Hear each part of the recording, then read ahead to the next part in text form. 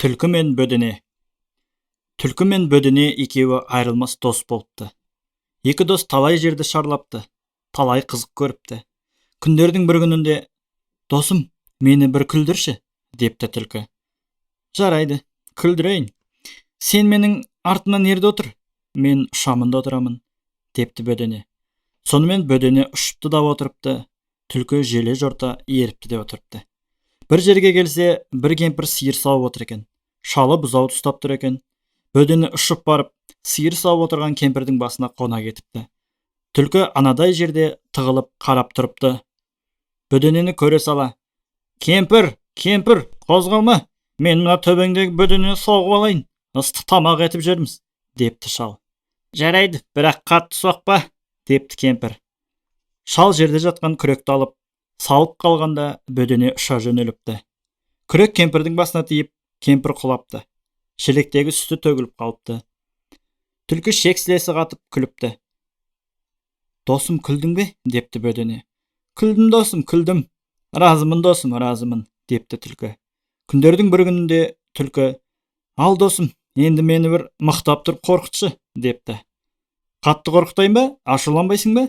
деп сұрапты бөдене. «Жоқ, ашуланбаймын. Қатты қорқыт», депті түлкі. «Жарайды, қорқытайын. Бірақ сен көзіңді тас қылып жұм. Мен сенің төбеңе қонып, екі қанатымен көзіңді жабамын. Содан кейін сен жүр деп отыр. Оңға десем оңға, солға десем солға жүр. Қашан мен төбеңнен ұшып, көзіңді аш дегенше ашпа», депті бөдене. Сонымен бөдене түлкінің төбесіне қонып, екі қанатымен көзін жауыпты.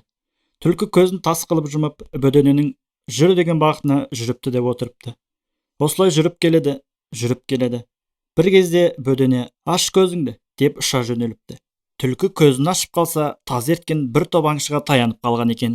Аңшылар қызыл түлкіні көре сала, қиқулап, қуып беріпті. Түлкі қаша беріпті.